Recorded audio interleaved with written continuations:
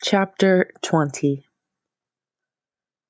My mother brings my daughter to see me at the Clinton Correctional Facility for women in New Jersey, where I had been sent from Alderson. I am delirious.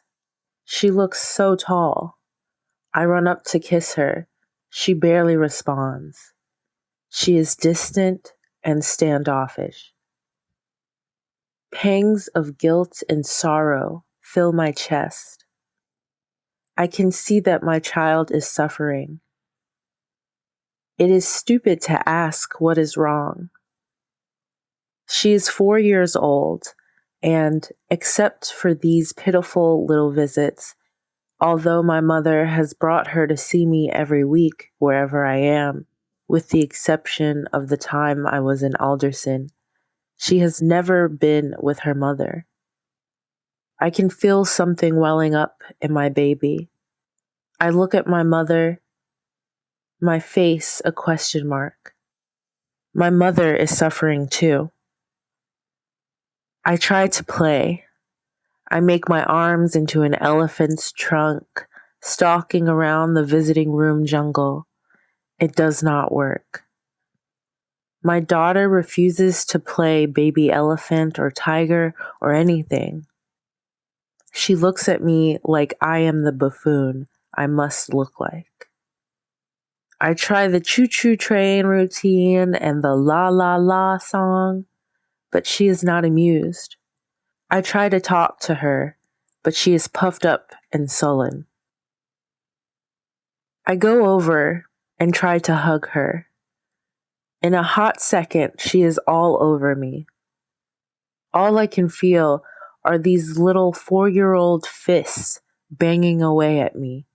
Every bit of her force is in those punches. They really hurt.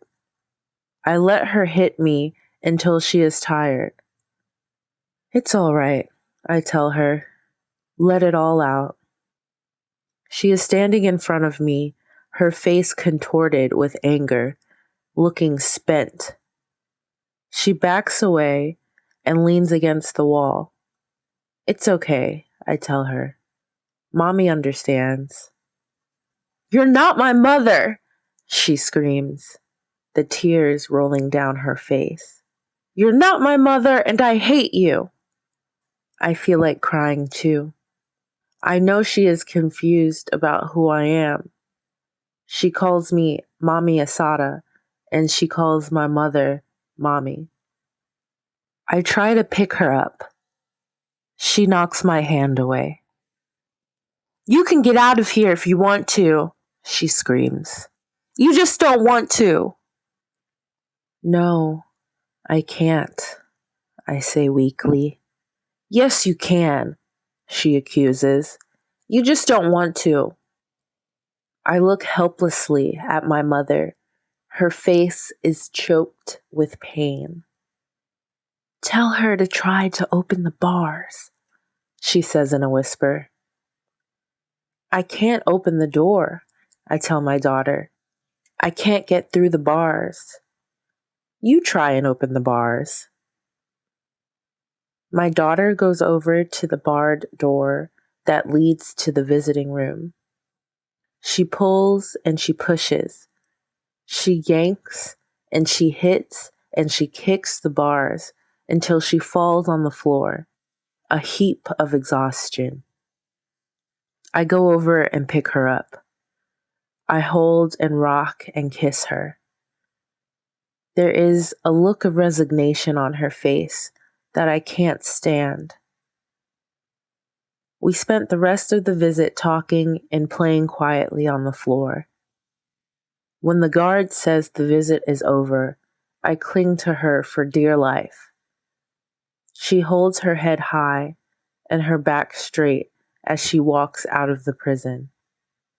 She waves goodbye to me, her face clouded and worried, looking like a little adult.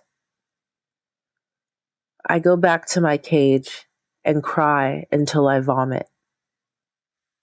I decide that it is time to leave.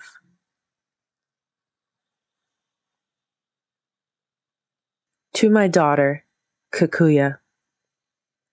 I have shabby dreams for you of some vague freedom I have never known. Baby, I don't want you hungry or thirsty or out in the cold, and I don't want the frost to kill your fruit before it ripens. I can see a sunny place, life exploding green. I can see your bright bronze skin at ease with all the flowers and the centipedes. I can hear laughter, not grown from ridicule, and words not prompted by ego or greed or jealousy. I see a world where hatred has been replaced by love, and me replaced by we.